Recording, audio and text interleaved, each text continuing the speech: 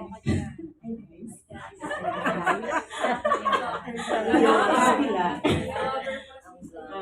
morning po sa ating lahat. Ako po si Ayula Di Juan Libed, from Quezon City po.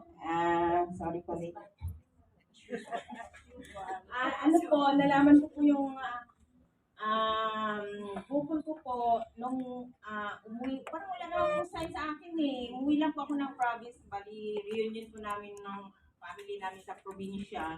Then, ano po, nung matutulog na po kami sa bahay, siyempre bahay alam sa labas.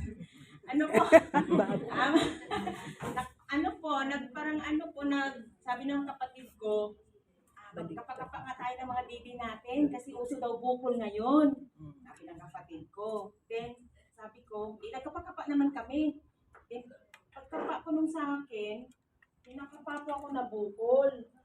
Pero ano po, kinabahan na po ako noon. Kinabahan kasi pagdating ng bukol, di ba parang nakakatakot po?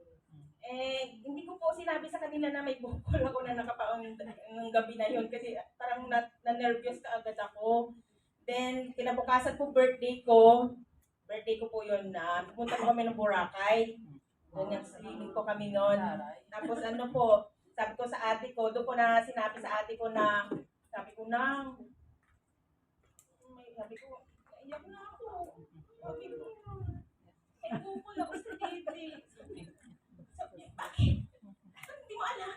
Sabi ko, hindi nga, ikaw gabi ko lang nakapa to eh. Sabi ko, bakit hindi ko alam. Sabi ko, hindi ko nga alam kagabi. Buti nga nagkapakapa tayo eh. Nalaman ko kagabi. Kaya yun po, parang hindi na po naging birthday pa po ako doon, parang hindi na ako happy kasi nalaman ko nga po na may bukol po ako. Tapos sabi ng ate ko, sige pag uwi natin sa Maynila, magpapacheck up daw po ako. Pero sabi ng ng hipag ko, supportive naman po mga kapatid ko sa akin. Ang hipag ko po kasi mahilig po siya makinig sa mga radyo po, mga tungkol sa mga health, sa mga po. And may po siya, lagi po siya nakikinig doon sa radyo na yun na sa wellness. Sabi niya, sige punta tayo doon sa sabi niya, may pupuntahan daw kami sa Makati. Magaling daw yun, yung mga nagpapagaling daw po. So, pagdating po namin dito sa Maynila, pinuntahan po namin. Dito sa Paranaque po yun. Anong wellness daw?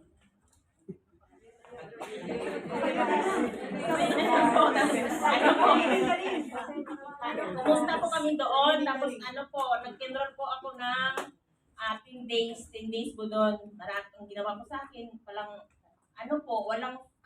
karne, lang po mga blender po ng mga fruits and vegetables. Yung wala pong rice 10 days po, kaya pumayat po talaga ako noon, walang rice. For lang po, blender lang po ang pinainom ko sa akin for 10 days. Ang ginawa ko sa akin, cleansing, tapos maraming ginawa. Yung parang yung nabating ba matawag po doon? Tapos yung parang may machine na pinasok dito para cleansing po yung body ko. Yung po, tapos sabi ng ate ko, yung bukol ko, para nga daw, pero parang, naging pan naman, kasi parang sabi ng kapatid ko, ng ipag ko, sige pa, may kilala akong doktor, kasi yung,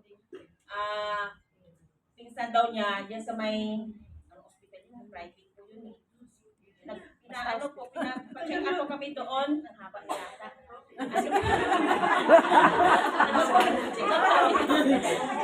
Pinatignan ko yung bukol, sabi nung doktor ko John, sa private ko yun, hindi ko naman yun.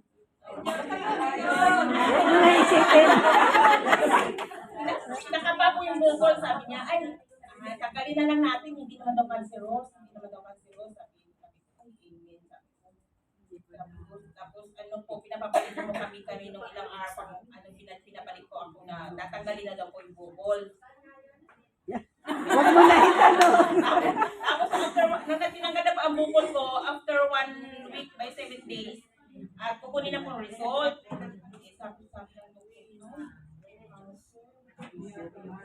Sabi ng doktor, talaga po, sabi ko, Ayaw ko pa pumamatay. Sabi ko, ayaw ko pumamatay. Sabi ko, nanay, tatay, kasi wala na akong bata. Huwag niyo na akong kunin muna, nanay. Sabi ko, gusto ko pong ano po yung mga anak ko, gusto ko pong maalagaan ko ang mga anak ko, masubaybayan ko po sila. Tapos yun po, sabi ng doktor, ano, yun nga, sabi ko, Nandito pa si Rene. tapos ano sabi ng doktor, ano daw, magkikimo daw ako. Magkikimo, sabi ko, nakakatakot kasi pagdating kimo, alam ko yung parang nakapalbo yun eh. Sabi ko parang, nagdadalong isip pa ako. Kasi tsaka private, nakakatakot pag private po, di ba? Kasi wala naman akong pera. Eh, sabi ng ate ko, ano po, may kakilala din po sa PGH daw, may gumaling daw. Sabi ko doon ka na lang palipat. Gawa na lang tayo ng ano dito sa doktor ng recommendation na lilipat ka na lang sa sa PGH. Then ano po, pagdating sa PGH, ang tagal ko pa pong na-admit, parang 3 months po yata. Nag-antay po ako ng nagtagal ko bago ako pira, pabalik-balik lang po ako doon. Tapos pala ang follow up ko po. Tapos, hindi na lang, God is good po talaga kasi mabait talaga sila, hindi po kumalat po yung ko, yung cancer, parang God is good po talaga kasi panay naman ang pray ko kasi may team pa po ako sa mga anak ko, gusto ko pa talaga pumapaaral. Kaya yun po after po nung po ako na dahil ko na po naoperahan, parang nung nasa po ako, nung nasa delivery room sa PGH po.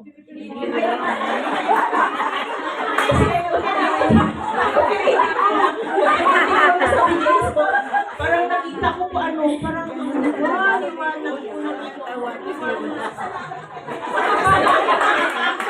parang sign ko talaga yun na siguro na parang mapagaling ko talaga akong invoice. Amen.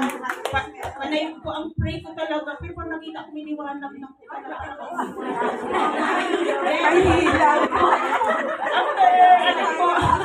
After po dinilabas na po ako sa sa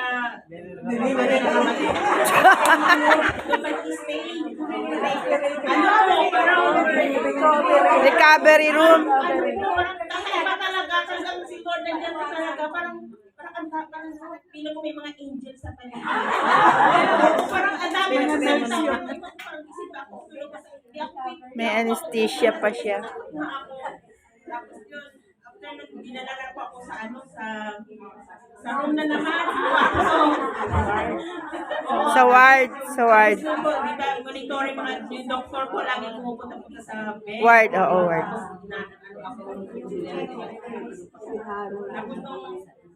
Tapos nung nasa bed na po pang 1 day, 2 days po, nung dumalaw po yung doktor na parang chine-check ako. Tapos,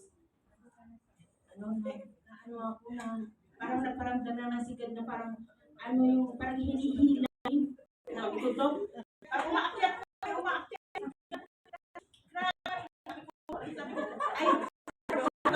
nagano ba ako? Isip ko lang po yun na po ba ako? Dahil pero may doktor, hindi ko alam na kasi sa parang may nag-dream ako na parang inaako ko na parang tapos kaya grabe siguro bibigyan talaga ako ng Lord maraming times na parang ako gagawin talaga kaya claim ko talaga. Amen. Tapos po sa inyo yung natulong sa wellness nagawa ko po yun 9 years ko na po ginagawa yun na nagbe-blender pa ako ng fruits and vegetables sa umaga po before meal. Yun po ang kinakain ko 30 minutes or super pa kasi yun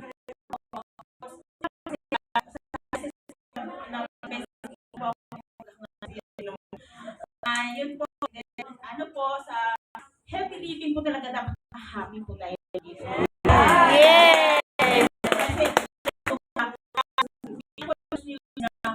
Mabuhay kaya hindi ko po ginagawa ko dati na buhay na dula ng kahit kahit may pag may birthday ko ako tapos nanaya ako sa ko ngayon po kabalik tayo po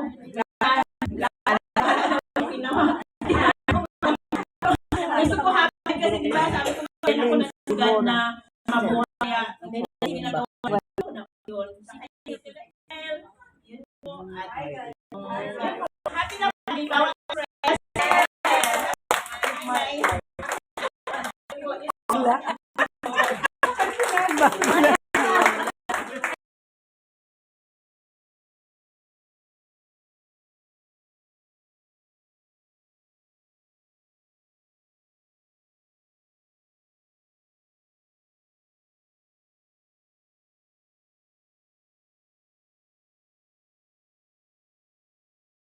Doktor, sorry na daw ako.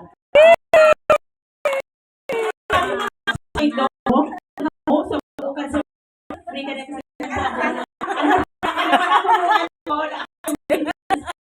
ano